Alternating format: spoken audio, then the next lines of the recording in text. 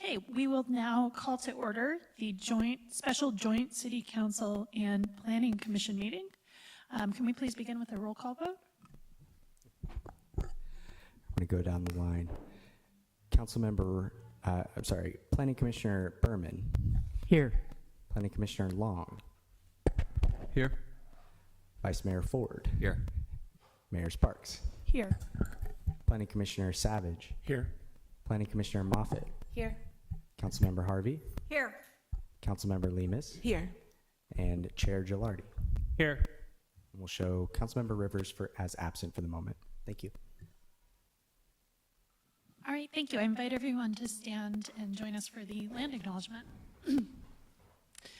The City of Cotati recognizes that we are on the ancestral lands of the coastal Miwok, who are the original caretakers of this area. We respectfully acknowledge the indigenous peoples who have been stewarding and maintaining a relationship on this land as knowledge keepers for millennia.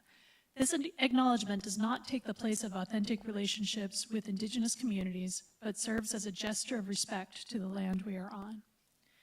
And now we will say the Pledge of Allegiance.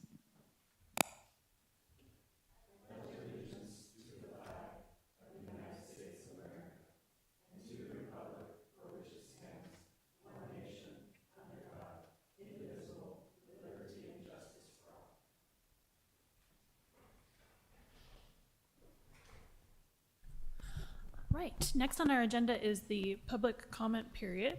Pursuant to the California Government Code section 54954.3a, members of the public wishing to address the council or board may do so at the beginning of the special meeting. Such comments shall be limited to the special meeting topic, which is a study session on Plex housing and single-family housing objective design standards and housing strategies. Is there anyone in the chambers who wishes to make a public comment? Okay, can we go to Zoom, please? Thank you, Mayor Sparks. Speaking to our Zoom attendees, if you would like to make a public comment, please use the raise hand icon.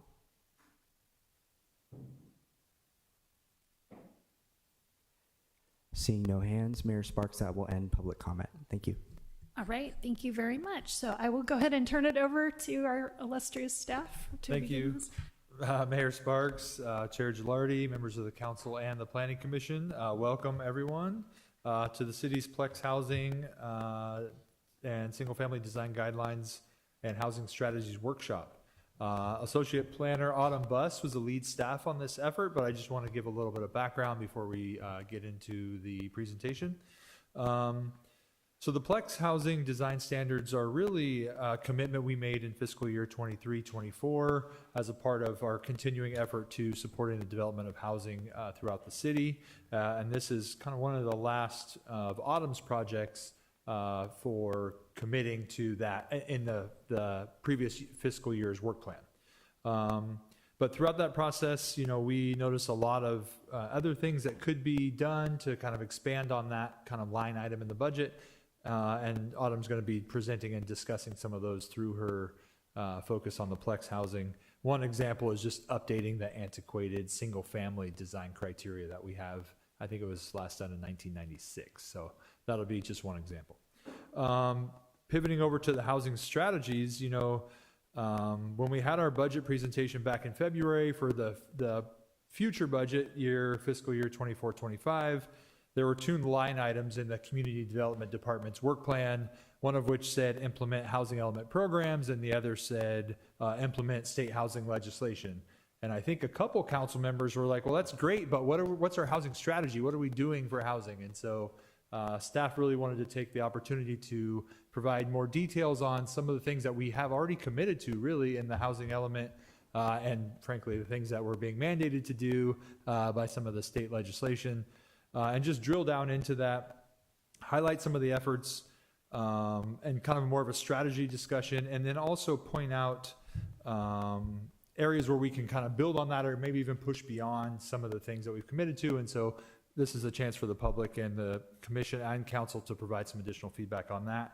Really, this is a continuation of efforts that we've been underway with since 2022 when we started analyzing the existing needs of the community as a part of the housing element process Obviously, we're always trying to keep up with the state with their housing legislation.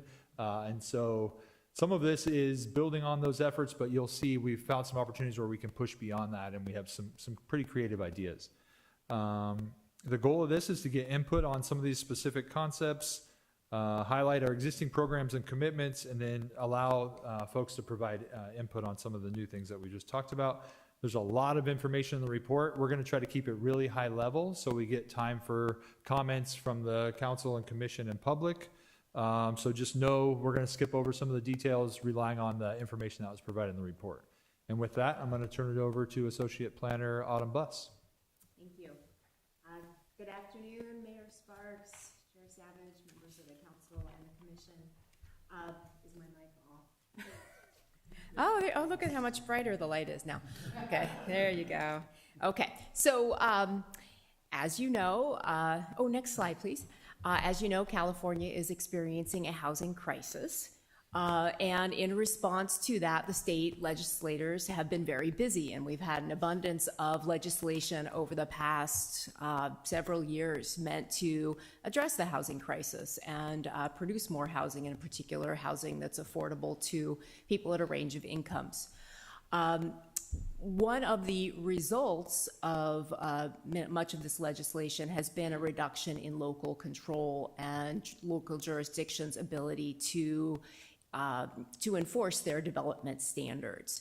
Another result has been sort of an advent of streamlined review and approval of housing projects. And that streamlining can be reduced number of public hearings before the commission at the city council, can also mean that a project is approved at the staff level without any public hearings at all. And that is the case of Senate Bill 35. So SB 35 is an example of this legislation. It became effective in 2018, and it requires streamlined approval of housing developments. And it also introduced the objective design standard, what I'll call the ODS. So the objective design standards are a requirement from SB 35, and they have the concept of the objective design standard has really sort of infiltrated a lot of the housing, multifamily housing review that's taking place these days. As you know, for instance, with the Cotati Village 1 project, which came through recently for approval, we applied the objective design standards to that project, even though it's not an SB 35 project. So just briefly, what is an objective design standard or an ODS? It's a clear and specific non-objective standard that requires no interpretation or judgment by city staff or decision makers. One of the great things about the objective standards is that it provides a fair amount of certainty for developers as to what the standards are and whether they can be certain that they're meeting them, which certainty can be a good thing in the development process. So the objective standards have become very much the norm for all kinds of multifamily projects. And when we talk about multifamily housing, we're really talking about everything that's 2 units and more. So it's anything that's not a single family development in a single family subdivision. And so right now we are applying those standards. We have our own set of standards, which were developed in 2021. They're the outcome of very thoughtful and involved process of public review, public hearings, to craft these standards. I'm going to call them the mods. There are multifamily standards, objective design standards.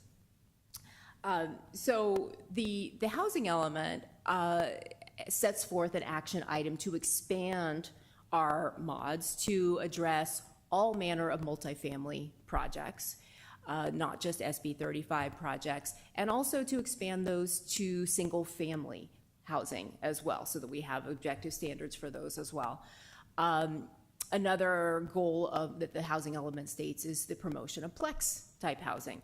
And as you know, a number of other strategies are put forth in the housing element, and we'll go into some of those later on. So I want to talk about what is Plex housing and why it's important. Next slide, please. So Plex housing is a lot of things. Let's kind of the middle of this graphic here. It means housing development that is anywhere from 2 to, we're considering it to be 9 for Cotati, 2 to 9 units. Some jurisdictions are going to go all the way up to, say, 20, 30 units. It really is kind of, it's a little squishy, but for our purposes, we're talking about 2 to 9 units. Makes sense for Cotati for Plex housing, and that can be duplexes, triplexes, fourplexes, courtyard housing, live work, townhouses, a lot of different stuff. But it really represents kind of the middle range of what's out there in housing, and for that reason, a lot of people are referring to Plex housing as missing middle. But it's middle because, as you can see from this graphic, it's somewhere in the range between single-family development and big blocky multifamily apartment buildings. It's also considered to be called middle housing because it can tend to be more affordable to households of middle income, particularly because of the smaller size of the units. They tend to be smaller in size, which makes them more affordable, typically. They are also, because of their smaller size, though, they're what's known as affordable by design. When we talk about something being affordable by design, it's more affordable because of the way that it's built or the housing type that it is. So these are more modest in size, which is also gaining interest because of the shifting demographics, both here in locally in the Bay Area, California-wide, and nationwide. We're seeing a demographic shift to smaller size households, which means that these smaller size housing units may be particularly advantageous. The reason this housing type is referred to as missing is because very, very little of it has been built in the United States since the 1940s. There's been single-family development, and then there's been larger multifamily apartment buildings. There's really been what's happening. Okay, next slide, please. Can I ask for a clarification on the definition? Yeah. 9 units per building or per development? So, thank you. It's 2 to 9 either in a single building or across a series of buildings, but within a single development. Okay, and it can encompass rental or for sale, can be condominiums. So conceivably, there can be ownership units where there are condominium units and that are owned individually with common space that's held jointly. So a development of 4 8-unit buildings would not be? Did you say 4 8 units? Yeah. No, Okay. no. That would be a multifamily, which is, we'll come to this, we're going to be talking about 10 plus units as our multifamily non-Plex going forward.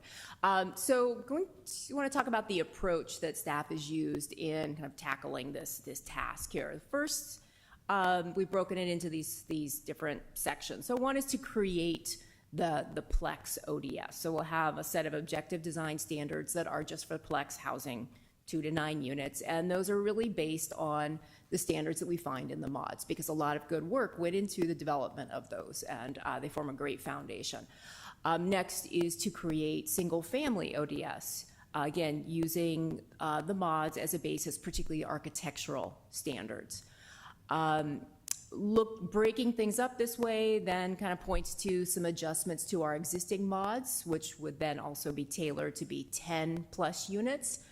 And in terms of promoting Plex housing and creating more opportunity for housing development, we're also looking at modifying the allowed uses per zoning district and our development standards in our zoning code to make some adjustments to facilitate housing development. And then finally, we've also looked at options for a number of different other types of strategies to address the community's housing needs. Next slide, please. So I want to talk a little bit about what our current existing mod says in relation to Cotati's residential character. There's a strong orientation towards the street in our mods, visible entryways, porches, windows oriented towards the street. There's a kind of leaning away from really intense sort of urban natured development in terms of building articulation, with lots of articulation rather than big blocks, avoiding blank walls. limiting the amount of paving in the front setback, and also setting back taller buildings so that they are set back at those upper stories so they don't hang over houses. Parking is set back and screened from the street. And there's a lot of emphasis on design style based on the craftsman type of housing. That includes the low-pitched roof, deep roof eaves, exposed rafters and beams for those roofs, wide door and window trim, and divided light windows. So those are all standards you'll find in the mods. In addition, there are significant minimum open space requirements and the requirement for common amenities. And again, this is oriented towards multifamily development, where those amenities are particularly important. But I will say that the open space standards do support the general sense of preserving the more open space, rural nature of Cotati. And all of that, next slide, please. All of those aspects of design were supported by the community survey that we conducted as sort of part of our background research for the Plex and single family ODS, was to do this visual preference survey. And this was done for the mods as well a number of years back.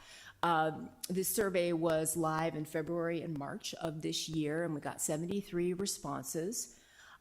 Essentially, we asked folks to, here's an example slide here, but we had a number of different projects, Plex housing and single family, some of them in Cotati, some elsewhere, and we asked people to rate their reaction to them and then provide us comments. Far and away, the responses were very strongly skewed towards preferring cottages and bungalows and traditional architectural styles. People really expressed a lot of support for visible entryways to houses, porches, windows on the streets, a really strong interaction between housing and the street and the public sphere. People really valued having parking set back from the street, and there was a lot of strong feelings about having the garages really forward of the rest of the house. And a lot of emphasis on retaining Cotati's small town and country feel in our design going forward. Next slide, please. So looking at the mods and the results of our survey and a lot of other aspects, other jurisdictions, what they're doing, what do our existing regulations and our other design criteria say, our 1990 residential design criteria, staff developed a series of options for Plex and for single family ODS. And so I want to go through those now. Those are spelled out in greater detail in the staff report and also in the red line that is attached to the staff report.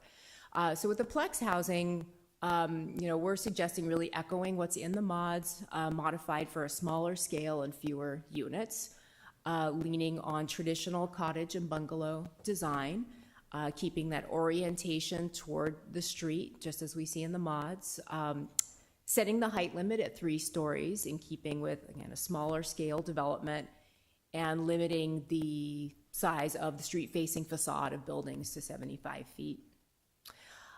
We are also putting forth as an option for consideration maximum unit sizes for Plex housing. That would be in order to promote that idea of affordability by design, so smaller size units that are going to be less cost to build and more affordable for the end user. We are also suggesting that we consider site design and accessory elements that are very similar to the mods, with a reduced amount of open space required and no common amenities due to the smaller size of these projects and the need to keep affordability in mind, affordability of building these types of housing developments, and the fact that sites will be constrained with how many units can be squeezed onto a site, because most of these will be infill types of sites. Next slide, please. I feel like I'm talking really fast, so give me a little, if I'm blurring my words together too much. Okay, so moving on to our single-family ODS. Here we really wanted to emphasize a little more flexibility to meet different tastes, different budgets, to allow personalization of one single-family homes a little bit more. So again, though, we're echoing orientation towards the street here as, a strong option. Architectural design that is very similar to what we're proposing for the Plex ODS and what appears in the mods.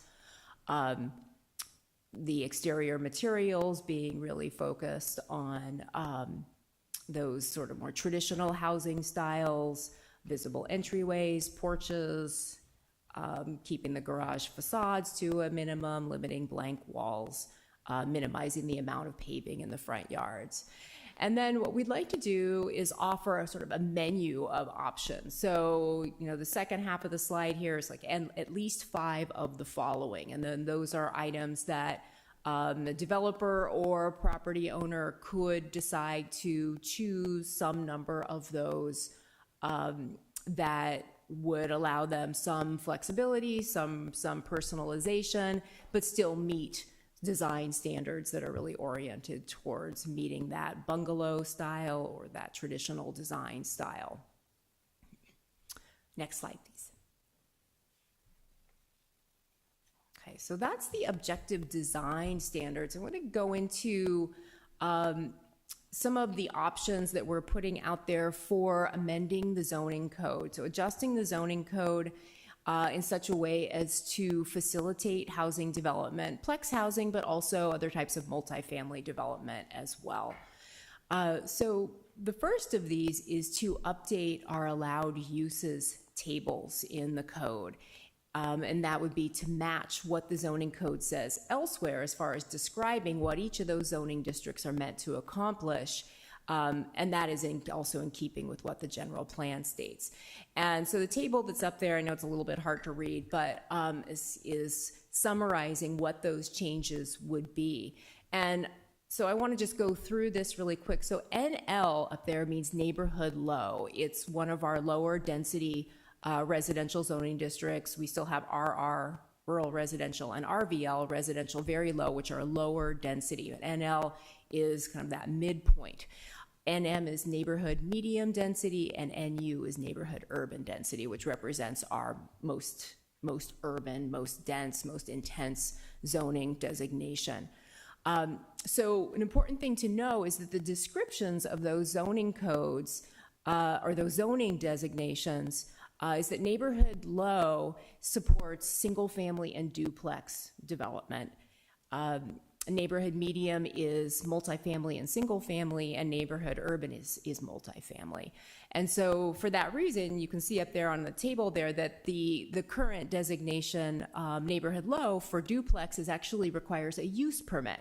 And so we're actually proposing to remove the use permit requirement, because that zoning district is meant to support duplex as well as single family, so that duplex, multifamily Plex, 2 units would become permitted rather than requiring a use permit, so permitted by right.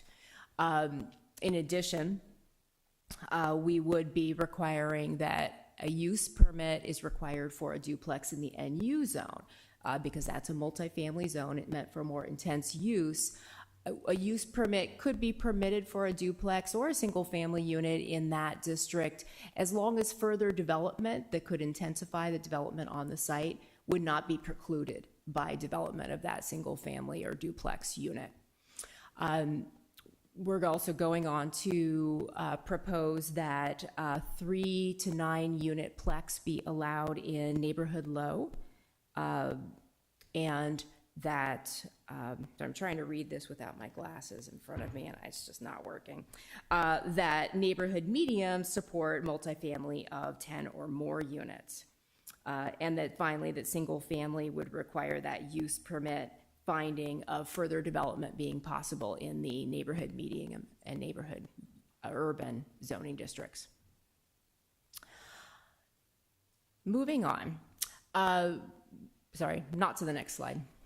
That was Moving on to the lower part of the slide. So another option that we're suggesting is to establish maximum dwelling unit sizes by the zoning district. So previously I'd said maximum unit sizes within the Plex design standard. So this would actually be a maximum unit size going by the zoning district, just for 3 districts. So one is for NM and community community downtown, which is our CD zone, that the maximum units there would be 2,200 square feet, and the maximum unit size in the NU zone would be 2,000 square feet.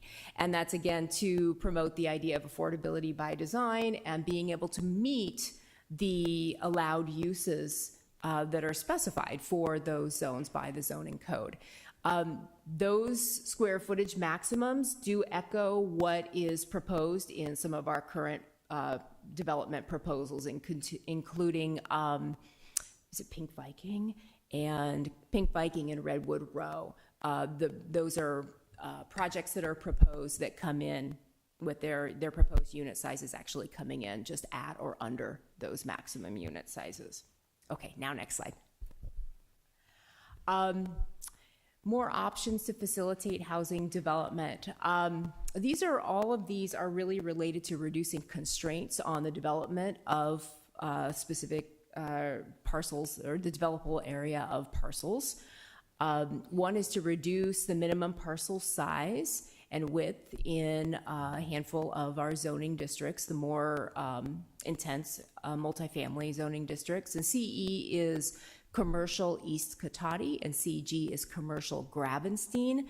What's important to know about those districts is that actually the NU standards apply to residential in the CE and the CG zoning districts.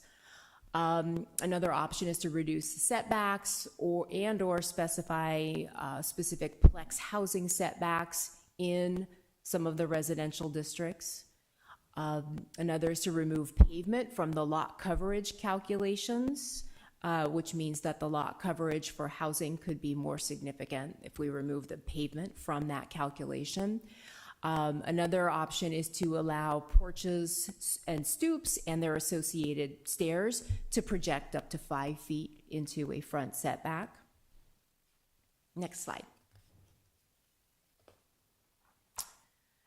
This next set of options is related to parking, which has been recognized as pretty widely as a significant barrier to development of multifamily housing, is the amount of parking that is sometimes required. So this first one is actually something that is an action item in the housing element, and that is to set our multifamily parking minimums to match those of the state density bonus program. And those would be 1 space for studio and 1 bedroom units, 1.5 spaces for 2 and 3 bedroom units, and 2 parking spaces for units that have 4 or more bedrooms. Another option is to remove our requirement that parking be covered. Currently, we require that parking be covered at least 1 space per unit. And there are some affordability concerns with that. It's the cost of providing that covered parking as well as the space that's required for that. Another option is to reduce the width of driveways that would be accessing parking that's in the rear of a lot for Plex housing. And this diagram is a little bit difficult to see, but you can see on the left is a driveway that accommodates 2-way travel. That's a 20-foot driveway versus a 10-foot driveway. This is a different jurisdiction. On the right-hand side, where you can get 2 housing units in the front as opposed to 1 with the wider driveway. And we're in discussions with the fire department about what is actually a reasonable minimum driveway width. We're on 11 right now. We'll see, but that's a pending discussion. Next slide, please. More on parking. Another option is to allow parking spaces and driveways in the interior side and rear setbacks of a property up to 3 feet from the property line. Allow shared parking for residential and mixed use with use permit approval. So that would be shared between residential uses and non-residential uses. to allow a portion of guest parking to be on-street, again, with use permit approval. And then finally, one other option is to exempt Plex housing projects from the WUNRF requirement, strictly because of the amount of space that a WUNRF may require in a multifamily development, might be prohibitive to the development of Plex housing. Next slide, please. So that was a lot of information. So tonight we are here so that you can have a workshop and discuss all of these different options, provide direction back to the staff about what you'd like to see happen moving forward. If you direct us to, then we'll go back and develop a draft ordinance that would come to the Planning Commission for a public hearing, possibly in June, if we can be really speedy. We'll see. Then Planning Commission decides whether they'd like to make a recommendation to the council on a draft ordinance. Then we come to the city council for a first reading of the ordinance and a public hearing, followed by a second reading. And if the ordinance is approved, we have a 30-day period before the ordinance would take effect. All right. So now, next slide. I'd like to pause, take a deep breath, and see if you have any questions, any clarifying questions, any points of confusion you'd like to clear up on all of that information before I go on to talk about housing strategies in general. All right, so maybe I'll start on this side of the table and we'll just do clarifying questions and we'll have our discussion later. Yeah. Okay. Yeah. Any questions? Okay.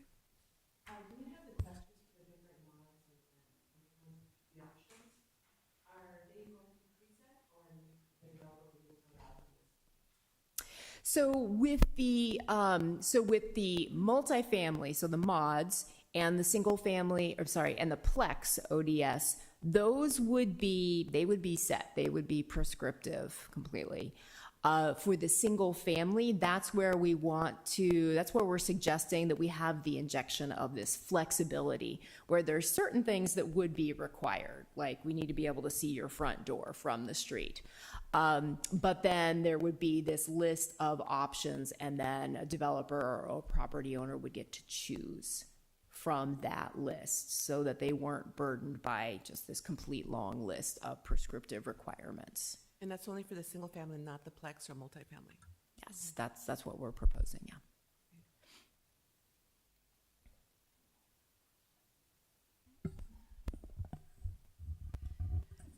So, have we looked at all of this in relationship to our water and sewer?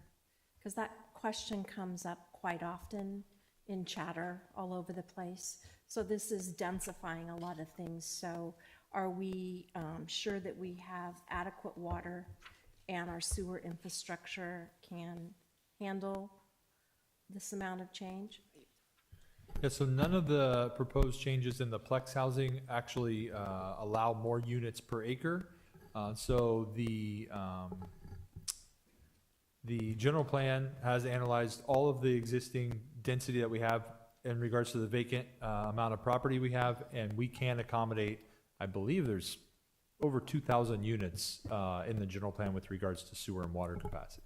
Okay, because that comes up quite often, and it's just like, asked and answered, because some of it does, you say that it doesn't change the density, but one of the things in here talks about changing lot sizes, and by nature that does change the density, because one of them changes it from one lot of 10,000 down to 2,500, which then makes 4, and if you have other units on top of that, it can intensify that. Yeah, so that's a good point to make. So we're looking at, even if the reduced lot sizes are approved, the overall units per acre would not be changed. And so it's really to accommodate these smaller infill situations where we might have a small parcel that's zoned one way that doesn't meet the rules, or maybe it's just undersized to where it can't be split,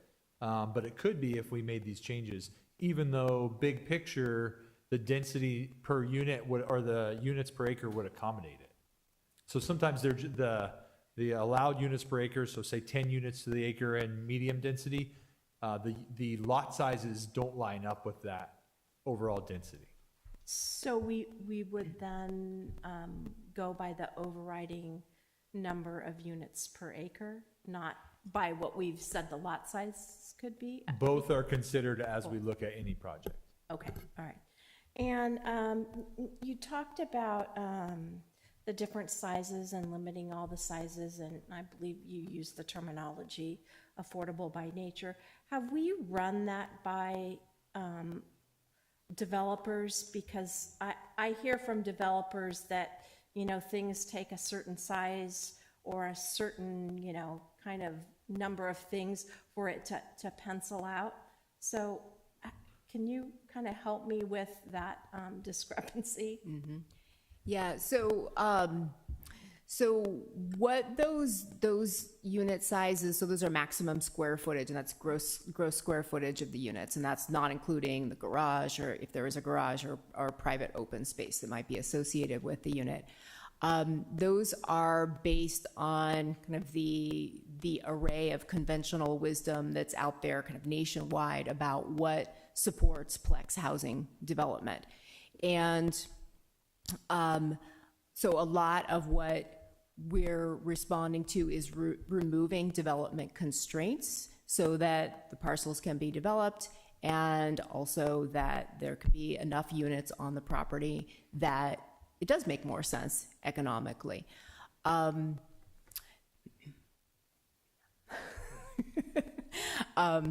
sorry, you just.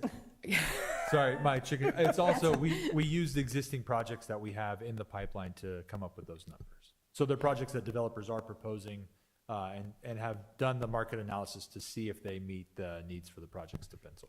Yeah, because you mentioned. For the limits by the zoning district. Yeah, not for the Plex housing. That's a different calculus based on, because there's a whole body of study that's going on nationwide related to Plex housing and how it works and what pencils, what doesn't pencil, what people are interested in. And so that has gone into, what we're proposing for the unit sizes, the maximum unit sizes for the Plex housing.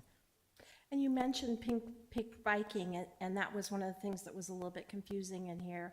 And some of those have ADUs within the building structure. So is that calculation for the main house and the ADU the building, or is it the ADU and the primary house a separate calculation? That's what was sort of confusing, because even with the Plex housing, when you start talking about, duplexes and triplexes, is it, when you put a maximum on it, is it because it's one building, is that divided by the number, or is it each? That was confusing. So with Pink Viking, as far as my understanding looking at the plans was that the developer was proposing that it would be the same square footage regardless of whether, for instance, it was a 4-bedroom unit or a 3-bedroom with an ADU. So, there's a single set square footage, and it's either 2 units with a very small unit carved out, or it's a single large unit. And so the square footages that we included that went into the calculus of what might be a reasonable maximum unit size was based on that single building envelope, however many square feet that was per 4-bedroom or 3-bedroom plus a single ADU. Yeah, because if that's the kind of model that ends up penciling out, having it attached in one box, if that's a more economical way, I would hate to, cap that square footage and then, lose the opportunity for those developments because we put that too low. That's why I was wondering whether they were separate or together. Right, yeah, so in that case, yeah, we would consider that to be that would be 2 units. It'd be a primary unit and an ADU, which would be 2 units. But if you look at it in terms of, say, it was a 4-bedroom unit with a certain square footage, what we're proposing comes in underneath that, or, sorry, right above that, for a 4-bedroom unit. So that it would still be buildable as a 4-bedroom unit, even if it's a single unit. Does that make sense? Okay. And you talked about multifamily parking, and parking is just one of those things that comes up over and over and over again. People come and yell at us about it. So if we bring the parking for multifamily to the state density bonus things, what are our tools that we have? Can we say require a parking management plan? Because what ends up happening is people then yell at us because there's not enough parking. So can we require a parking management plan if we lower those? I think we could, yeah, because the mandate for for that shift in the parking minimums, that comes from us. That's from our housing element. The use of the density bonus standards, I think, was just that here's this useful standard that we can refer to in when we're crafting this standard for the housing element. So I think that would be within our power, within the city's rights to implement that parking minimum in the way that it sees fit. So a parking management plan could be an option. And would we have to put that in our objective design standards? I think that So we that would. it- Yeah, okay. we would. So we could add that. Another thing some other options to consider is shared parking. And, I thought of that as an option best put forward as requiring a use permit. Now that could run into a problem if we have housing developments that are requiring sort of the more ministerial review, then coming to us for a use permit wouldn't make sense. But offering shared parking is an option. Looking at on-street parking is an option. Because I did put that forward as an option to look at with a use permit. And there may be some other creative approaches as well, that we can come up with, or that developers would come up with, to propose to us as part of their parking management plan. Right, but a lot of the areas that, as you spoke, are infill, there is no on-street There won't be much parking. on-street, no. Well, a lot of them, as you mentioned, in the East Cotati corridor. Yeah. There's no parking allowed on East Cotati Avenue. Yeah, those So would not we be would- candidate sites. Where would we, that's Yeah. all I'd worry about. And then you mentioned that the fire department, you're in contact with the fire department on the 11-foot driveway. I'm making an assumption that we will not allow parking on that driveway if we go to something that small? Is that a correct assumption? Yes, it would only be a driveway. Okay. Yeah, so we would be very clear about that it would need to be an access way that's maintained clear for emergency vehicle access. Okay, that's all for now, sorry. Okay. Commissioner Mopin, any questions? All right. Are there ever standard difference between a rental unit and a sold unit? Or are they always the same for, I think they're always the same, right? Legally, I don't think they could be okay. different. Yeah, it's the same, it's the building code is enforced the same, and that's not something we take into consideration with implementation of the zoning code. Because back to Susan's kind of questions around these maximum for sizes, I know none of the 2 or 3 bedroom units on Santera Way would work with this model because they're all slightly bigger than the maximums on here. So I would hate for us to have maximums that would disincent some type of housing because this middle is not only for affordability, but it's a lifestyle choice as well. Seniors might not want a single family home with the yard and the upkeep. They might want to live in a community, but you want to have almost a single family quality of home in there. And I'm afraid maybe that some of these maximums would deter some of that, and we might be overly prescriptive, or maybe look at modifying them to some degree. And then on the parking, has there any conversations about required covered parking that's solar paneled to help improve the solar capabilities of our residences? Just something to throw out there. It hasn't come up in our discussion so far. Okay, that's all. Vice Mayor Ford? Thanks. Now that you've applied the mods to at least one project, how are they working in practice? Like, are they easy enough to administer and evaluate? Are they meeting the standards? And do they produce a project that you think meets Cotati's needs? I don't think we've had a project built with them. So we have reviewed Cotati Village 1, and I think that's it though, right? Yeah, so that's been approved, and then I'm currently getting through Cotati Village 2, so I have done, the initial staff level review of that project as well. The mods are great. There's a lot of really great things in them. One of the things that I will say that is a little bit strange about all this, the state legislation coming down, is that when a developer chooses to avail themselves of the density bonus, the state density bonus, as you know, they are allowed certain concessions and waivers from the development regulations. And so what we saw on Cotati Village 1 and we're seeing on Cotati Village 2 are concessions and waivers that take out some of the standards such that we haven't been able to see what the full application of the mods is, which is just something that we have to deal with. But in general, I think that they provide a really high quality product, and the thought that went into, in particular, all of the different architectural design elements and the site design, I think is really well oriented towards providing a quality living experience, especially in a multifamily setting. Because especially the open space requirements and the site design, the accessory design, the accessory structure design, really focused on quality of life, which I think is really great and something that we want to uphold.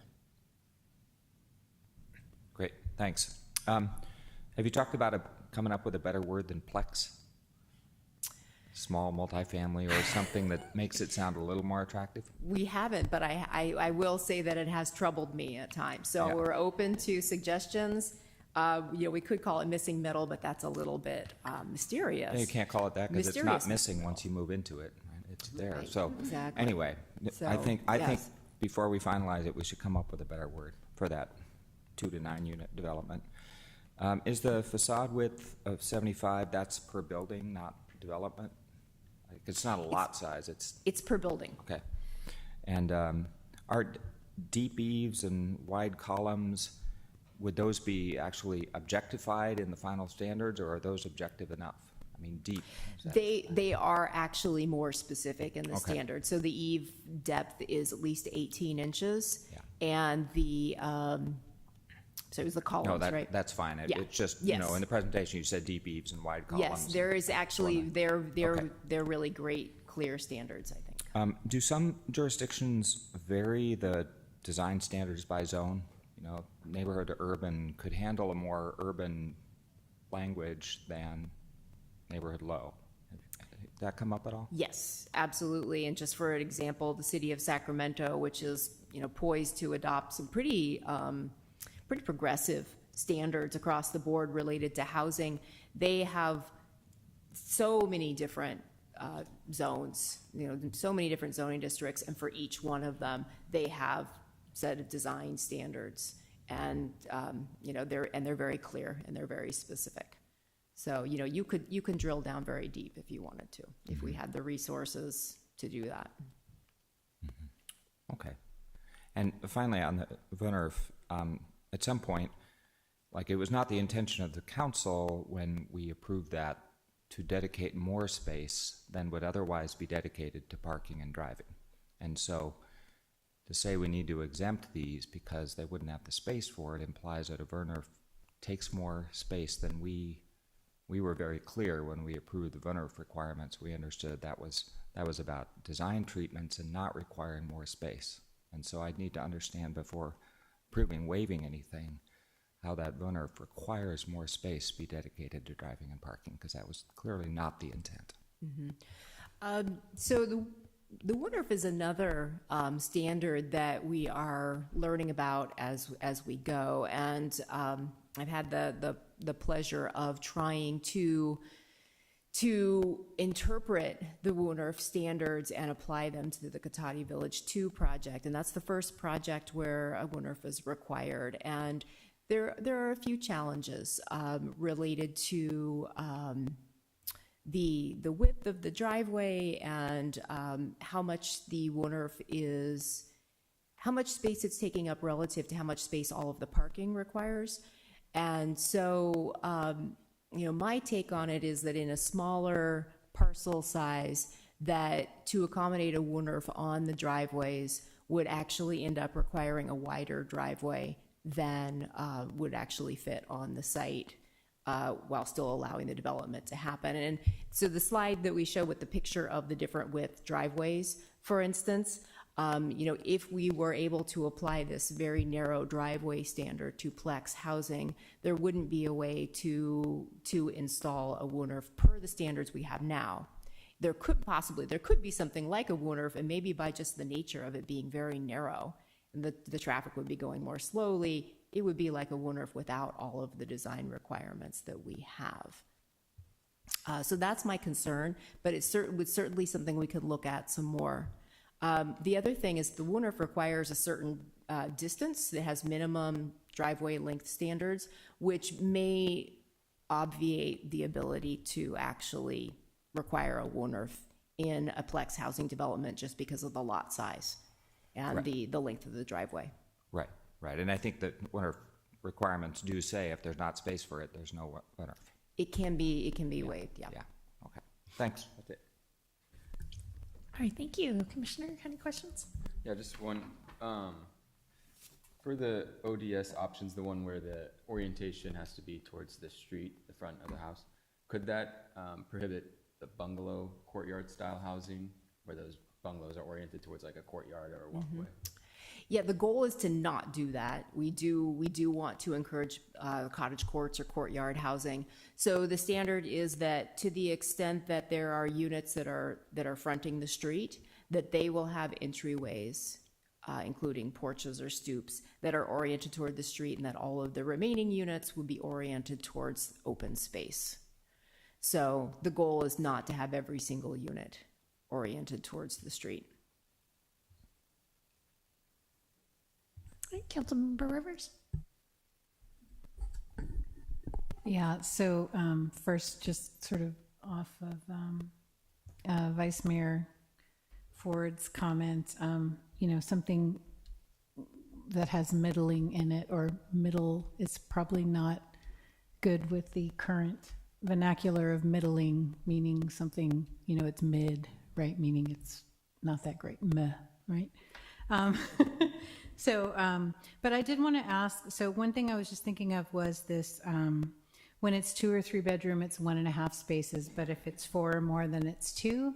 And I'm wondering about when people, or if they were to remodel and make it 4 bedrooms instead of 3 or 2, does that expand that, like, can they then claim another space, or what happens with that?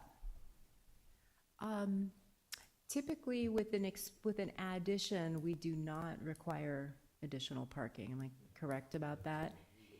Yeah, that's not something that we enforce the parking requirements when we're talking about an addition or modification of a project. Right, even just with it, not even an addition, just like if they somehow were to make 4 bedrooms out of their 3, like knock some walls out or whatever, then could they then claim another parking space, or could they request, like what would happen if they asked for another parking space or that full half? Oh, well, that wouldn't be, that would be something that would be between the property manager and the property owner, and that we're not providing the parking spaces. But, okay, so if it's the street parking though, then we are, right? We're talking about permits for parking? So to your point, I think is right now, because parking isn't based on bedroom count, we don't even look at that when you come in for a remodel to add bedrooms. If we went to this, what I'm hearing is there could be a concern of, somebody adding a bedroom either through an addition or remodel, triggering the need for a parking space. If the concern is we don't want to do that, then we can take that direction today. That can be provided as part of the comments. Okay, or that we would. Or either correct? way, yeah, Right? exactly, Because either like, way, for yes. example, if you get, if you have 3 bedrooms and you get, I don't know how you give 1.5 permits, but let's say you get 1 permit and then you have that 4th bedroom, then now you're entitled to 2 permits, right? If it's on street parking. Yeah, so this isn't in regards to parking management. Is generally when a development comes in and they're saying, I'm building 10 new homes and I'm going to have 5 4-bedrooms and 5 2-bedrooms. Then we look at the parking requirements based on that, and they have to provide at the time. If at some point somebody wanted to turn one of those, 4 bedrooms into a different bedroom count, if there was concerns over how that could change parking, we could take that With into you. consideration and update the final ordinance to include that. Okay, and maybe I'm not asking this correctly. So I understand that it's the developer that creates the parking at the onset. What I'm saying is later on, if they're to modify it and we have that on-street parking like you were suggesting, that potentially we have permits, those permits would be given by the city, correct? Not by the Yeah. property manager? So right now, on-street parking doesn't count towards your private development's parking requirement. Oh, okay. If it's going to, it could be with a permit system, or maybe not. So that's to be determined. Okay. Well, I guess I just want to bring up the idea that if we were to do it through the city, then this is something that could come up, in the future. Great. Thank you, Commissioner Berman. Any questions? I like the idea of covered parking and solar panels. And I'm concerned with parking. It seems like everybody loves their cars and everybody loves more cars. And it doesn't matter if they're gas or electric, everybody loves another one. And so we will have problems with parking. It will be a problem. And trying to regulate them or say that there's this many parking, it's not ever going to be enough. That's what I think, until we actually do have public transportation that works and people can get out of their cars. But until public transportation actually runs, then people are going to have their cars, and then they're going to have their other car, and then they're going to have their other car. And this is the way we roll. So I say let's get public transportation running so people actually get out of their cars. And let's make public transportation free. And let's figure out how to add that to our development. So we are going to bring this back for another round of discussion and direction. Do you have any clarifying questions? That's a good question, Mayor. How can we put public transportation into development costs so that we actually have a public transportation that works? How can we add that, something like that, into the cost of development? That sounds like something we probably need to address at a different meeting. Yeah, but that's a good So, topic. We right. will have some ideas on that in the next part of the workshop. Okay, so how do you want to structure this? Do you want to move on to the strategies now and then bring it back to discuss all at If once? you all are willing, yes. One more I question. hope to, yeah. So you mentioned your difficulties with the 2 village projects and concessions and all that. So if we set up these design standards, it sounds like, given how many concessions they get, they could concession away all of the standards that we're kind of working very hard to put in. Is that? Well, not every project applies for the state density bonus program. Okay. Not every project qualifies for it. They are required to provide a certain amount of affordable housing in order to get that. And that's actually something we're going to address in the next section is, how do we compete with all of these various housing incentives that are coming down the line from the state? It's not an unlimited number of waivers and concessions. It is limited. I think with Cotati Village 2, the developer is requesting 4. Yeah. I don't know about Cotati Village 1. So it's not unlimited, and by and large, we're finding the developers they are following most of the standards. So I don't think that, it's all going to go out the window, but it is something that we need to keep in mind. It's a shifting landscape. More and more, we don't have the ability to enforce all of the standards that we'd like to. There's just new legislation every day. And so that's part of what the lens we're looking through is how can we be competitive with what we have to offer, with both in terms of what we require and the programs that we can provide as incentives in order to keep up with the state legislation so that what we have, what you all would like to say is relevant and, it still makes sense and shapes what Cotati looks like. All right. Well, thank you. Let's go ahead and move on to the next item. Okay. So really quick. So there's a number of different things that we'd like to put out for your consideration. Again, mostly driven by what appears already in our housing element as goals and what is driven by state law. So one is an ADU plans pre-approval program. This is actually mandated that we will have this program up and running by, I believe, next year. And as you know, we have a library of pre-reviewed ADU plans already. And what this program would do is basically use our contract building inspection staff to review up to 5 ADU plans per year to add those to our library, basically to facilitate people getting through the ADU approval process.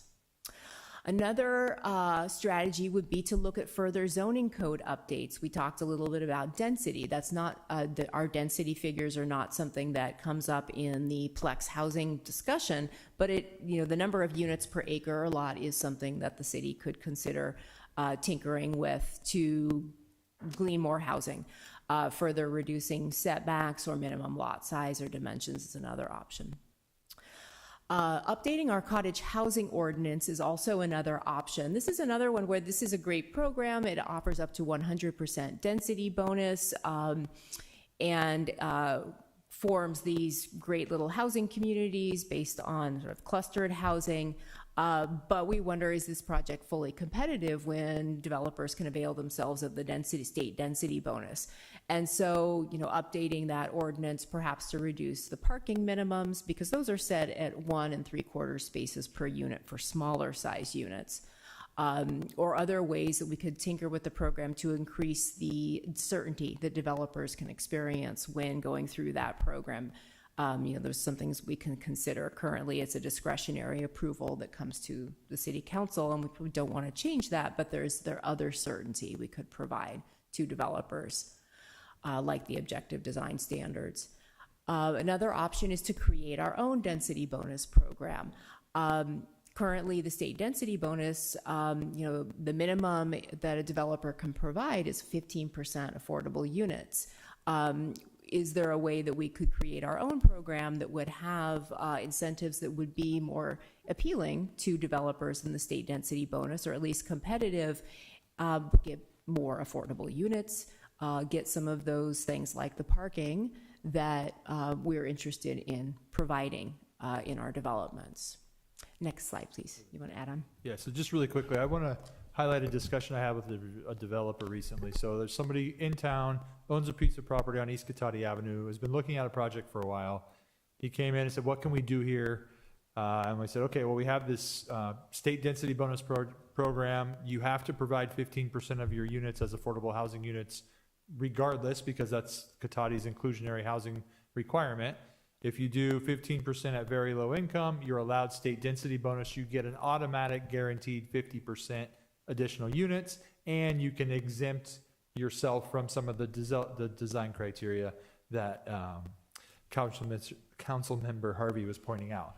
So some of the thoughts we've had is how can we be competitive with that? Well, cottage housing is really interesting because we already grant up to 100% density bonus for cottage housing projects. And I explained that as an option. However, it's not certain. So it's a fully discretionary project. Somebody could go through the entire process, engineering, architecture, all that, get to the city council and have it denied.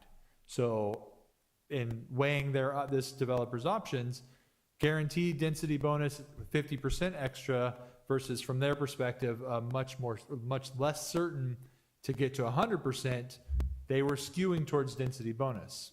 But if we're trying to incentivize people to work within our objective design standards that we're creating, what else can we offer that might make them more likely to go with us? And so this we didn't want to dilute the cottage housing because that's kind of a unique design and standard, but what if we came up with a Katati density bonus that maybe could allow you up to 100% additional units with more certainty and skew people towards that process rather than the state density bonus program at 50%.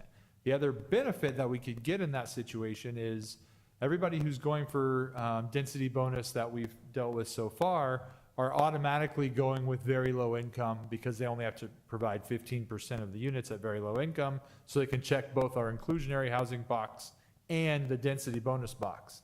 If we allowed a greater density bonus or a different style that was more competitive, we could then get those affordability levels stretched through the whole moderate income, low income, and very low income, which we ultimately will need for RENA.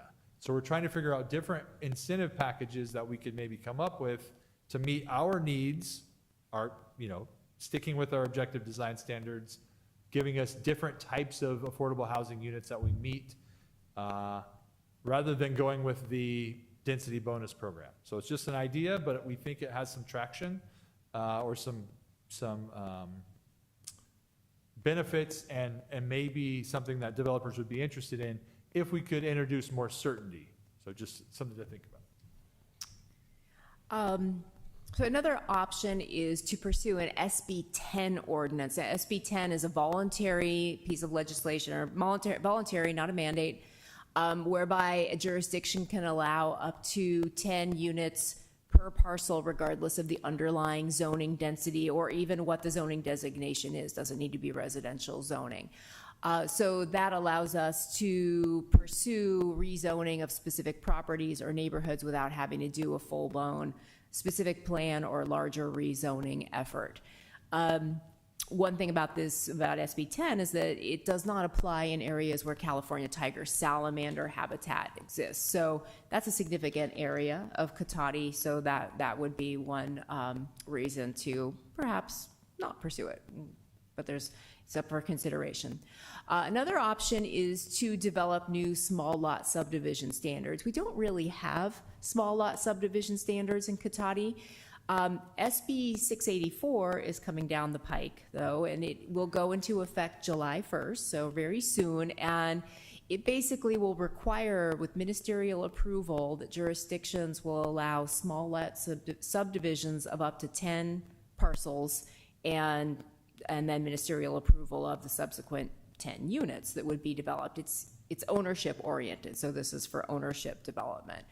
And it sets a minimum 600 square foot parcel size, a minimum 4-foot setback. So in addition to one parking space and a number of other things. So it's fairly aggressive. Also doesn't apply in the CTS area, but would apply elsewhere in Katati. So one thought is to get a little bit ahead of that with our own subdivision standards that would make sense for Katati, and again, try to be competitive with what the other options are that are out there for developers. Okay, I'll turn it over to you. Thank you. So the East Katati corridor planning. So ABAG MTC is promoting transit-oriented community development.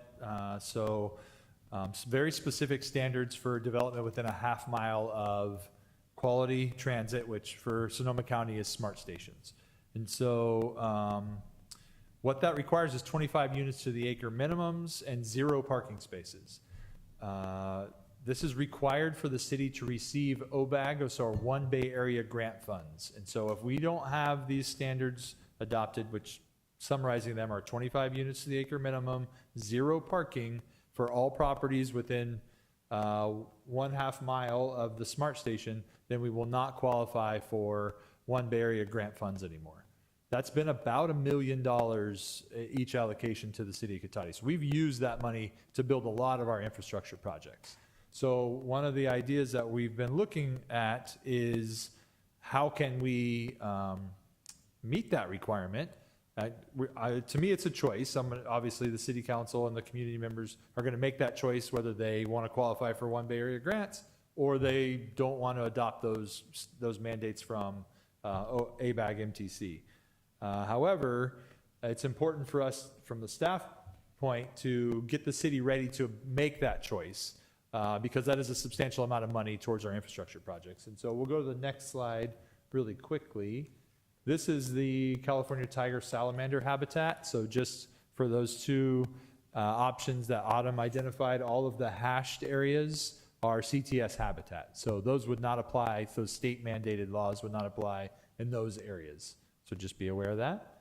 And then correct, which is a majority of the city. But going to the next slide, so this is a graphic with the red circle being the 1/2 mile radius around the smart station, the yellow boundary being the current Santero Way specific plan update boundary, the black dash line being the city of Cotati city limit line, and the kind of turquoise color, whether it's striped or not, being all the both striped properties, but the turquoise one being all the properties within Cotati and Roner Park actually that are subject to that ABAG MTC minimum TOC development criteria. The ones just outside of the red circle are some additional parcels that staff has identified as maybe interesting for development standards. So if we are going to kind of upzone properties along that East Cotati Avenue corridor to meet TOC standards, we may want to look at those few other parcels just outside that boundary between that boundary line and downtown as additional candidates for upzoning to essentially allow some additional development, and almost look at it as more of a corridor plan with new development criteria, design standards, all of those things. And I'm pointing all of this out because I've asked the consultants working on the Santero Way specific plan to give me a cost estimate as what it would take to get the CEQA analysis done for this kind of rezoning to be supported in the future. So the idea would be staff may be returning to the council to ask for a budget amendment or a contract amendment for that contract to kind of increase some of the CEQA studies that are done. So then in the future, if the council chooses to upzone those properties to meet that One Bay Area grant requirement, we'll have the CEQA work done and we can actually just proceed with getting that done after Santero Way. So this is just highlighting both the mandate from ABAG MTC and then also staff's kind of strategy on how to do so. Can I ask a question about ADA?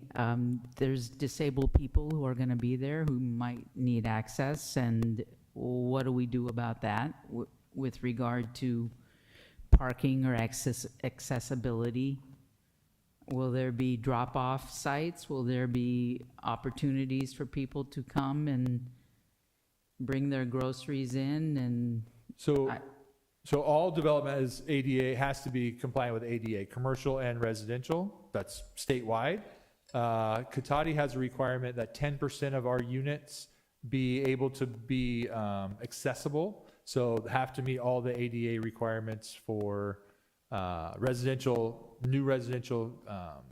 units. But there's parking issues. So with parking lots have to meet, new parking lots have to meet ADA standards, but you're correct.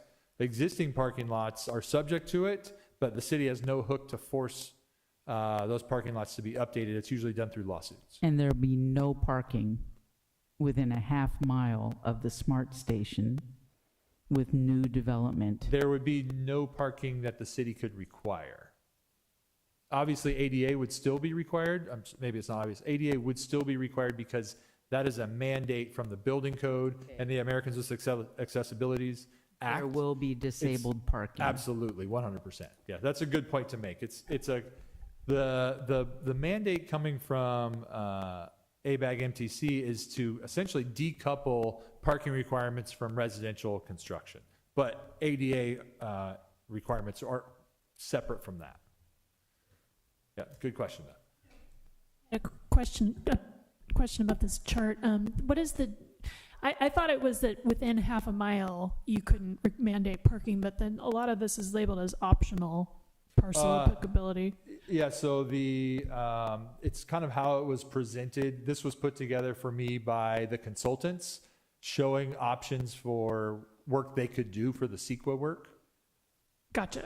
So Okay, I'm using the optional from the consultants to look at. Okay, correct. thank Yeah, you. I'm using it just to demonstrate kind of the various facets of the mandate. But, so just to be clear, all of the all of the parcels within the circle are subject to, if we want to qualify for one Bay Area grant, subject to 25 units an acre minimum and no parking requirements. So that's a great question too, so I'm sorry. The striped ones are the ones that would be subject to it because there are a lot of exemptions. So if it's developed with an existing single-family home, that gets exempted out. So that's why most of the neighborhoods that are built out, they wouldn't be subject to those new standards. The parcels that are hash marked are the ones that staff has identified as being subject to it because they're not going to be exempted out of the existing previously developed properties. And you can see it also, a lot of Roner Park is actually subject to that same criteria for the Katati Smart Station. So it is the case that the ones listed as optional that aren't hashed out are not required to be subject to that zoning and parking in order to meet the OBAG. That is correct. Okay, Yes, thank that you. is correct. Sorry. Yeah. Yeah, so we don't have to upzone single-family neighborhoods. Yeah, that's exactly right, yeah. I had one other question. If a city does not adapt the zero parking, if builder's remedy is used on new construction, does that override what the city's decided to do? Can they still build with no parking? Yes, either way, under the zero parking for the transit-oriented community standards, they could build with no parking.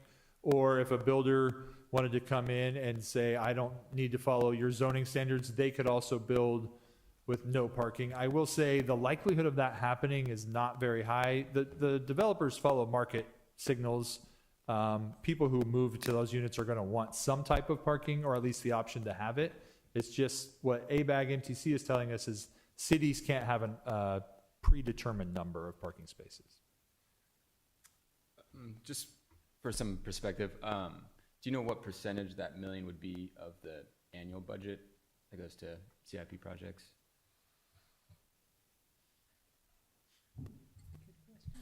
So OBAG funds are primarily road projects. And aside from maintenance, it'd be a substantial part, almost all of it, for road reconstruction work. Yes, Councilmember Roby? Can I follow up on that? So what you're saying is that OBAG is saying that we can't require it, but there's nothing that says a developer cannot have it be in their plan to do it. Absolutely. Did I understand that? That's Okay. 100% correct. Okay. Okay, one more question? Yep. Yeah, so, sorry, just sort of, I shouldn't say sorry. Building on that, so like, for example, this one, there's like two lots that look like they could be very big, and I don't know what the scale is, but let's just assume one of them is an acre, and they were to decide to tear down their house, a developer could put 25 units on that acre That is correct. with no parking, Correct. if we want that $1 million for our streets. Yes. Okay, thank you. Can I just add one thing? So I just want to clarify, when all of the discussion that's foregone about parking minimums, they are parking minimums. not parking maximums. And so that does mean, and it's not just in relation to this particular item, if we were to adjust our parking minimums, they're still minimum. So a developer can provide more, they're not a maximum, and they're not a specific number that it shall be exactly this. So it's important to understand that, it's our belief that developers will be driven by the market, and they will provide the parking that they think the development requires in order to make those units rentable or saleable. I don't know if that's a word, but, that they're not maximums. So, it's not as though every studio can only have one parking space, if we set our minimums that way. Yeah, and the last thing I would just add on this slide is that this is ABAG MTC's effort to try to incentivize people to use transit so then the transit system can function better by basically allowing a lot of people to live within a very close proximity to the best transit option we have in Sonoma County, which is smart from their perspective. So that's, is there another, I was gonna say, we'll go to the next slide unless there's another clarifying question on this one. Did you, go ahead, question? Yeah, just, this is off Councilmember Harvey's comment earlier. The sewage and water and all of our systems could manage this 25 per acre with no parking? So the, one of the things I wanted to highlight is that staff will likely be returning to the city council to ask for money to analyze that in the EIR to make sure that's the case. Okay, thank you. And so moving on to some of the other strategies, most of the council, I believe, is aware of these that we're calling kind of housing stability strategies, but we will be creating a lower income home rehabilitation loan program. So that's basically using what's left of the housing fund, which is going to be between $50,000 and $100,000, to create a revolving loan fund where somebody who owns their home but qualifies as low income could pull a loan to replace their heater or replace their roof or do something that basically keeps the home functioning as a home, allows it to hold its value, and essentially lets that person stay in that place and be able to live in that place as they, usually it's for seniors. The plan is to make it, to be able to qualify for the mobile home units as well. So folks who may not have access to the ability to fix something can fix up their property, can stay in it, and then the idea is it's either very low interest or no interest, and it gets tacked on to the property, and then it gets the loan payment is made when the property is sold. So that person never has to make payments on that while they live there. They get to stay there, and then it becomes revolving. So the repayment goes back into the loan fund, and then it can be loaned back out. We are kind of getting short on time. Great. So if we have questions, let's just try to keep them really quick. Yeah. So you mentioned the mobile home park, but the likelihood of some of those being, I'll use Autumn's words, sellable at the end of their lifetime, what would be there? Because most of those just kind of end up being drug away.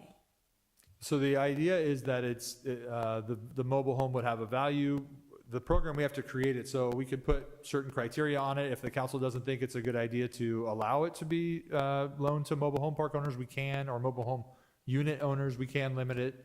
But generally, I've seen it really allow a lot of generally seniors stay in their homes to be able to, keep the home functional. But that's a good point. If maybe an age criteria or something to try to make sure the loan funds come back.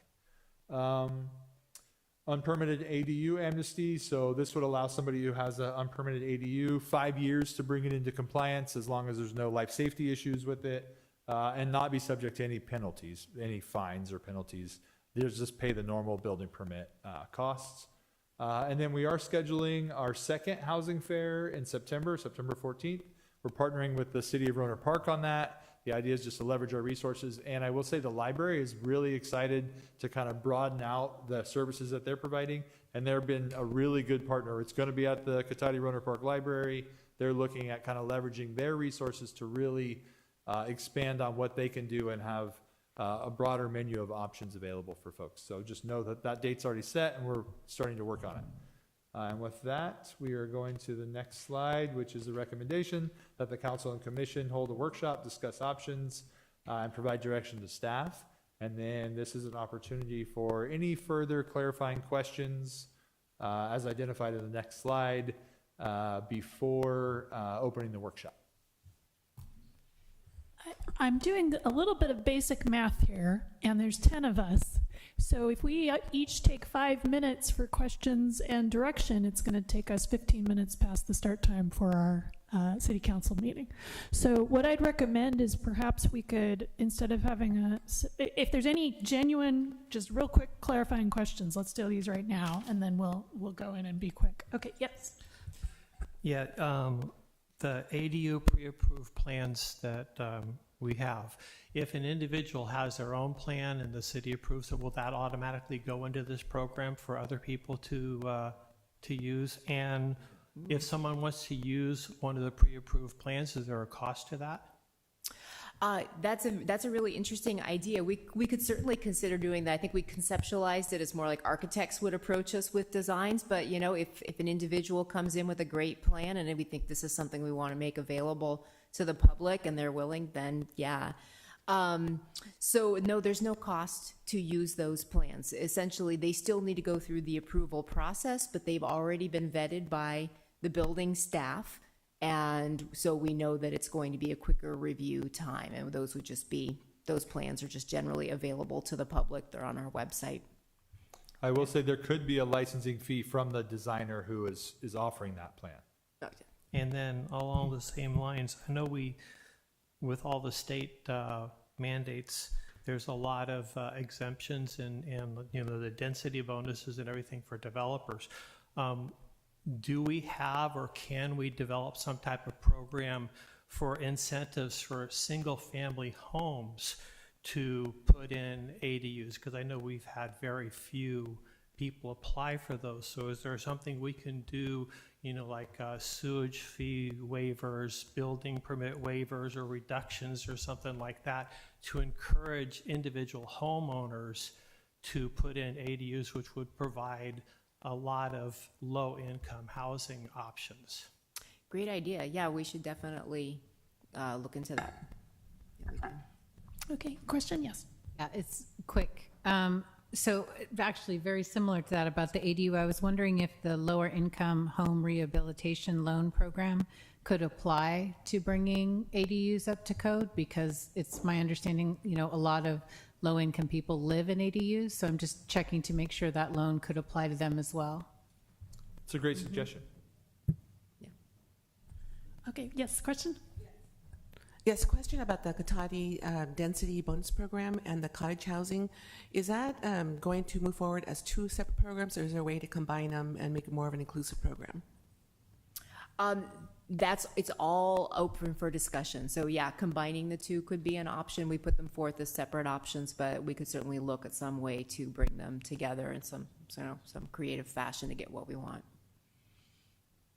Yes. One of the items says extend the possibility of shared parking with use permit to residential uses within mixed-use projects. Allow a portion of required residential guest parking to be allowed on-street with use permit approval to allow for more developable area housing in certain projects. So does that mean that we're taking public parking and giving it to a development project and they get exclusive use if they have a use permit and no one else can use it? Well, we would need to look into how that would be applied, and that would be probably something we would work out in the use permit process. So that would be on a project-specific basis. We have seen other communities who have provisions like that for the use of street parking, but we would really need to, you know, we would need to research it and determine what would be the most suitable way to proceed, and again, project by project. And I would just add, it wouldn't be exclusive. So, but it Yeah. is, it would not be exclusive. Okay. But it is common for some cities, if you require 4 parking spaces per unit as an example, for the street parking in front of that property to count. That is a common way that communities kind of count residential parking specifically, not commercial, but residential. That is actually specifically targeted towards guest parking, where there would be the assumption of a fair amount of turnover as well. So, you know, we want to make sure there was. as Planning Commissioner Berman said, everybody likes their cars, and whether they're guests or they're not, they're going to bring them.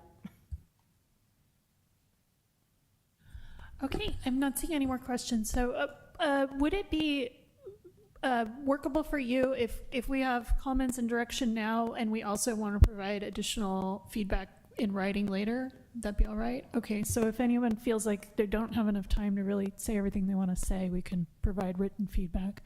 I'd like to start with the Planning Commission and give everyone a chance to speak. If we can keep it to 3 minutes or less, then we have a chance of getting out of here by 6 o'clock. Really Yeah. quickly, we may want to hold the public portion first to make sure we get to that, and then open it up to council and commission Okay, discussion. I hadn't understood on the agenda that we were going to open public comment again, but you would like me to do that? Yeah, I'm sorry. Oh. Mayor's discretion, just, Yeah. I wasn't sure if the first opening was to allow public comment on non-agenda items, but What's that? Non-agenda items? That was my interpretation. Okay, so you're wanting me to open public comment now? it may allow. Let's go ahead and do that. If there's anyone in the chambers that would like to speak, I can't imagine what you might want to say. Thank you. Callum Weeks, I'm the Policy Director with Generation Housing. If I had 10 minutes, I'd give you a wonderful presentation, but I don't think we have that available. My overall message really is keep things flexible and really work to secure the community outcomes that we want to achieve through targeted incentives. So to your point, Mr. Gilardia, incentive, I think it was you, incentives are really a powerful way to get what we want without needlessly, applying, onerous and prescriptive zoning requirements. One of the other things I really want to kind of focus or drill into is really it's important that we need small for sale units. I want a smaller unit.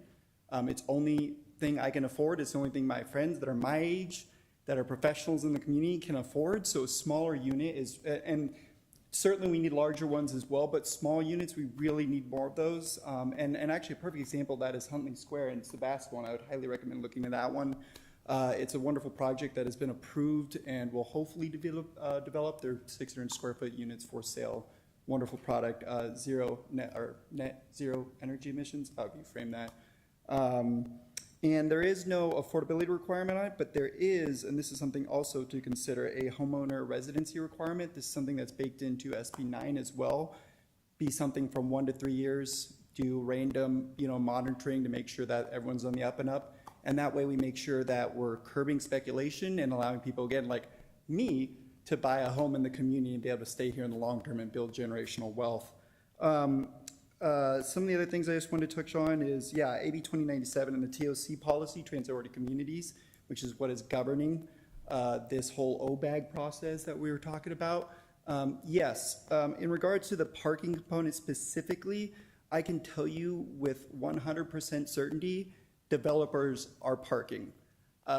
Every single time. The large project by the North Smart Station that's being proposed, doing as much parking as he can possibly do.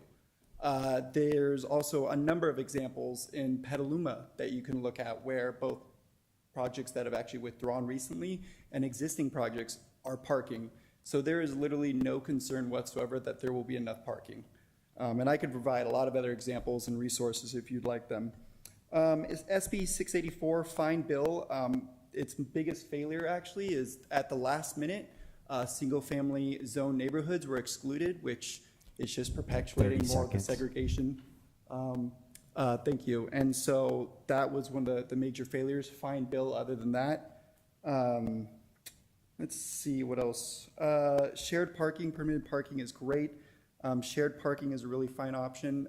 The challenge is it can be difficult to set up, but it is a fine way to make use of the parking that's underutilized, especially public parking spaces like right here, which I don't think you have restrictions on it right now. But it's a fine way to make sure that we're actually making the best and highest use of our parking spaces, which we frequently do not in Sonoma County. And I will just end with this quote: "We've done a better job delivering houses for cars than we have delivering housing for people," and that is from Dan Paralek. And I would encourage you guys to also, if you haven't already, thank you, Noah, for coming to our Housing 201. I think he both took copious notes and asked a ton of questions of Mr. Hyde. And I would encourage seeking input from Jim Hyde more often. He is a backyard residential expert on missing middle housing, and he wrote Building Small. It's a wonderful book. Highly recommend you read it. And I'll wrap up because I know I'm over time. Thank you so much. Really appreciate it. And I will send more comments in a letter. Thank you for your comment. Is there anyone on Zoom who would like to comment? Yes, thank you, Mayor Sparks. Once again, speaking to our Zoom attendees, please use the raise hand icon to make a public comment. Lori, you have the floor.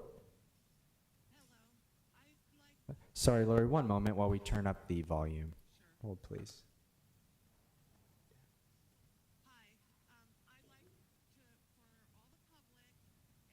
Council members and the commissioners to please read my public comment.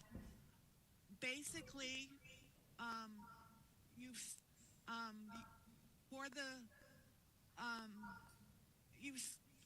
there's not a better word than you stole all my legal research for George Barrett as a paralegal to design these ones, this new standards. And no one knows this. Things like 40%, I found that it included pavement and when it was changed. And it's been a year now that you've been pursuing, and you used me as the paralegal, you used his attorney, and you used George. And I hope you all can deal with that and hope you can sleep at night. Great, thank you for your comment. Other comments? That was the last hand on Zoom, Mayor Sparks. That went into public comment. Thank you. All right, thank you very much. Good to go? Okay, I'd like to start with the Planning Commission and just give everyone a chance to speak for a couple minutes on any direction they want to give to staff. Does anyone want to volunteer to go first? Well, first, thank you. I know there's been a lot of work going into it. I was kind of disappointed that we had so few public comments as far as the questionnaire that went out, but I know from my past experience, you can try and try and try, and you need to be really happy with the ones that you get. As far as, we also had a public comment that was, we got ahead of time from Mike Connell, and his comments regarding the measurements of wooding, of size of lumber and what have you. Can we maybe just put like a footnote in the bottom stating that we're using dimensional lumber sizing? That's industry standard and everybody would know what that means. Other than that, I think we're moving in the right direction. We need to figure out ways to provide more affordable housing, and we need to hope that when we approve these plans that the builders actually build them. Right, thank you. Other planning commissioners wish to speak? Yeah, so I'm assuming that you don't have the capacity to implement every single one of these strategies that's put forth. Well, we have some of these already baked into our proposed work plan with the city council. So as I tell the council all the time, we often look for opportunities to try to piggyback items like Councilmember Lemus's idea of maybe blending cottage and the Katati density bonus. So not that I can't commit to getting them all done in this fiscal year, but we always keep a laundry list. Okay. I do really like the Katati density bonus and being able to kind of control that. I would recommend that not just commercial square footage be included, but in addition, community square footage, and looking at what that looks like instead of commercial, as well as implementing some sort of homeowner residency program and having a density bonus or some other type of bonus associated with that. I don't really see SB 10 ordinance or the small lot subdivision standards being a priority based on kind of your feedback from them. And that's my 3 minutes, I think. I'd just like to reiterate the maximums on the square footage. And in addition to looking at the new proposed housing, look at our existing housing in the midsection, that we wouldn't want to disincent any reproduction of what we have that already works well. That would be the only thing that I would say. Great, thank you. Yes, commissioners over here. When we're talking about the Katati density program, how would we allow for more certainty in that process for the developer? Would that be creating more of a ministerial review process for some of those projects? It could be, so right now, it's 100% at the city council's discretion. They approve the cottage housing site plan as the example. So it could be written in a way that if the developer does X, Y, and Z, that they're given some level of certainty of decision. And obviously, it'll have to be well thought out and work through the ordinance process with the commission and the city council to ensure that it meets the expectations of everyone and addresses concerns. But the idea would be to figure out some way to introduce more certainty, but I don't think we would ever get to a place where it would be purely ministerial. Do you think there would still be concessions and waivers allowed with that program to compete with the state program, or would it be more, how would we be competing? Where are the benefits of going through that program? Right now, the main benefit, I think from the developer side, would be to offer more than a 50% density bonus. So you get even more units if you work with us than if you just take your get out of jail free card kind of thing with the incentives and concession. The other, I mean, to your point, there's always some issue that a developer can't quite check every box. So giving the ability for one concession or something like that, or that's where it would take time to really iron out the details. I appreciate our one attendee's comments. Thank you for your comments and looking into how we can make the smaller units more affordable, have me be able to afford to purchase a house in the town that I live at my very, very, very, very almost no income would be a lovely thing. And a smaller place, I don't know if we can do tiny houses or what we can do, but something that it might cost less to build and less to purchase. And that doesn't mean that we make things sketchy. We still have quality. And keeping the developer accountable is another thing that is a concern for me. That they can't build things in a way that they just, we're a disposable society and our new buildings are also very disposable. So making sure that their quality is important to me, even as a low-income home. Thank you. All right, thank you. So let's move to the city council. Councilmember Rivers, do you have any comments or direction? I mean, I think I feel like I've made them as we went along. The one thing I would mention, and this sort of dovetails onto what Commissioner Berman was saying, was in terms of accessibility, also accessibility for the folks who work with the people with disabilities, whether that's parking or a place for them to live, or, you know, I feel like that's a really important piece that I didn't really hear mentioned. So I just wanted to bring that up. Great, thank you. Councilmember Rivers? I'm sorry.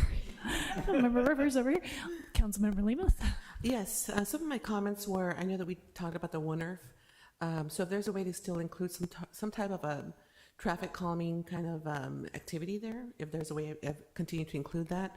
And also, I kind of, my thought on energy and sustainability and creating a smaller footprint, I kind of agree with the speaker and in having maximums, especially for maximum square footage, especially for Plex and the Plex housing. You know, so those are the two things I really wanted to share. Just that I'm in agreement with that. I think for having a smaller footprint and, you know, cars, you know, the less parking, I think we're kind of moving towards that way, you know, just kind of seeing all the legislation, everything coming down from the state. I feel that you did a really good job in trying to put a lot of this in anticipating a lot of that more that may come down from the state. So thank you for that. Those are my comments. Yes, Councilmember Harvey? I feel like the state's not done with us yet. they're up there today probably dreaming up some new things for us to do.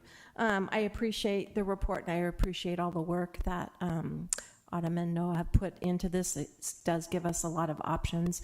I will send my thoughts in writing as to not take up more time.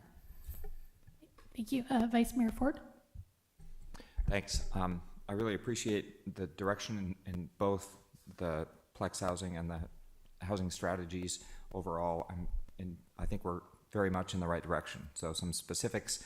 I really like the idea of creating a Cotati density bonus program that might meet our specific housing needs better than the state program. And I think that it might be an advantage to some developers to build 10% very low and 10% low versus 15% low. I don't think bigger density bonus is the only advantage we're potentially offering. I'm okay with some discomfort for people in cars. So when I go down to anyway, we have a counterexample to Mr. Weeks is this, that guarantee that there will always be sufficient parking in town. And so that argument doesn't fly here because we know it's not always true.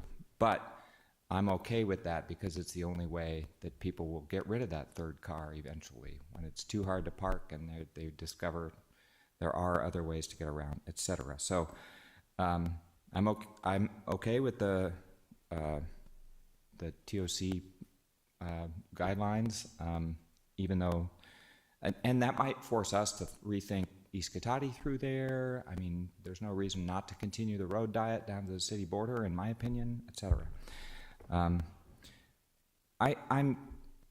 kind of in agreement with the notion that capping all units maybe is too restrictive. I like a mix of unit types and sizes in a building, and I'd like to see an option that's something more like 80% of the units are subject to those unit maximum sizes or something like that, which would require your building at least 5 units to even hit the target to have available one larger unit, for instance, in a Plex development. And finally, I'd like to see some options for slightly more urban architectural language in the neighborhood urban zone. I think applying California bungalow standards to a 3-story, 10-unit building feels a little odd to me. Just doesn't look very bungalowish. So that's it. All right, thank you. And I have just 3 brief comments. One was I do agree with keeping the maximum square footage size. I think we're in a devastating housing crisis, clearly, based on the survey results we've seen from our Cotati residents, and anything we can do, anything we can leverage to bring down the ultimate price is of paramount importance. I do not want to take it completely off the table, the idea of making cottage housing discretionary. We haven't had any success so far of building any cottage housing units. And that's a real shame because we spent so much time and effort trying to make a good ordinance and encourage those. And I think increasing certainty is the way to do that. And if that means we need to take a lot of time to really dig down into those objective standards and make sure we're comfortable with every possible permutation that could come out of that, and then make it discretionary, then I think that's what we ought to do. Make it ministerial, sorry, not non-discretionary. Thank you. And then the last comment I had is, we saw some really good, very detailed comments come in from an architect about just some things that would make things more affordable. And I would like to see us really commit to running these standards by a lot of folks in the building community, development community, because the devil's in the details, and the more people, the more eyes we can have look at this, the more we're going to find ways to encourage affordability at the ultimate completion of projects. All right, those are all my comments. Okay, so we did it. We got there. Again, if folks need to have more comments, please do send them in writing. Is there anyone who has any last word that just cannot wait? Okay, I think we're good. So we will go ahead and adjourn the meeting. Thank you, everybody.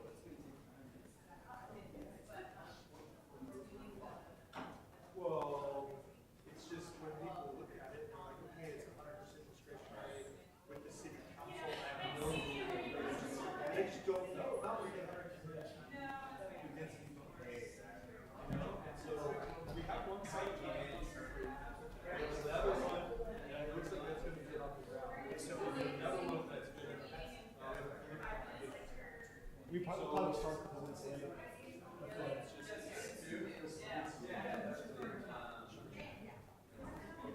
so it's just not like a lot of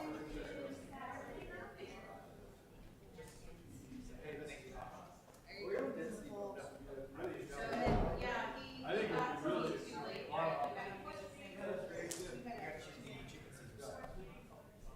Oh, thank you for the reminder. So I emailed everyone.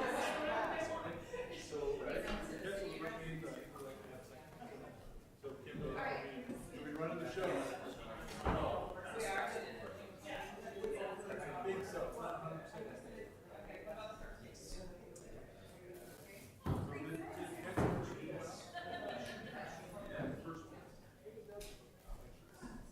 Well, it would be due this Friday, so we just have.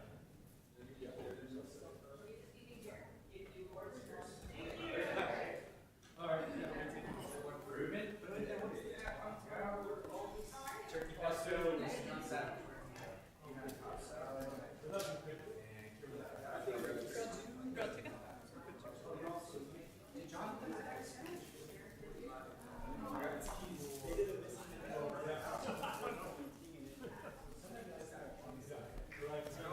How are you doing?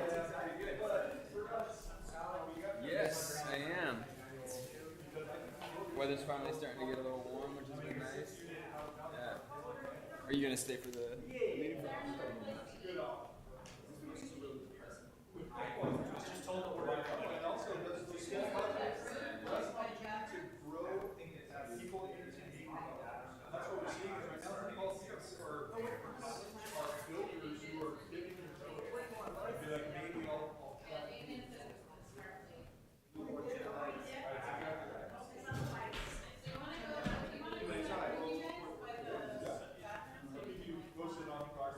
The Plex housing will be. Yeah, that one's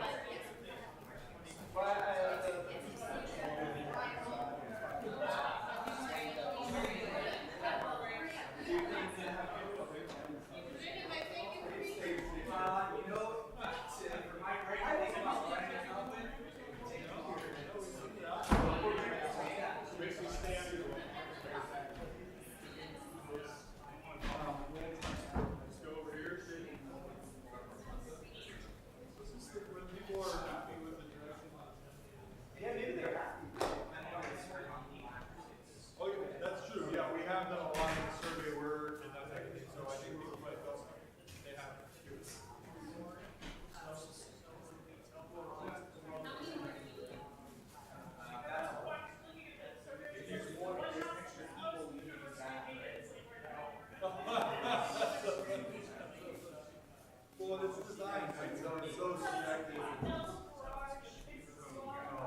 Yeah, you got some kind of reactions, otherwise they're just skin you alive. Yeah, she knows. Yeah, really like huge. Yeah, I know, it's already.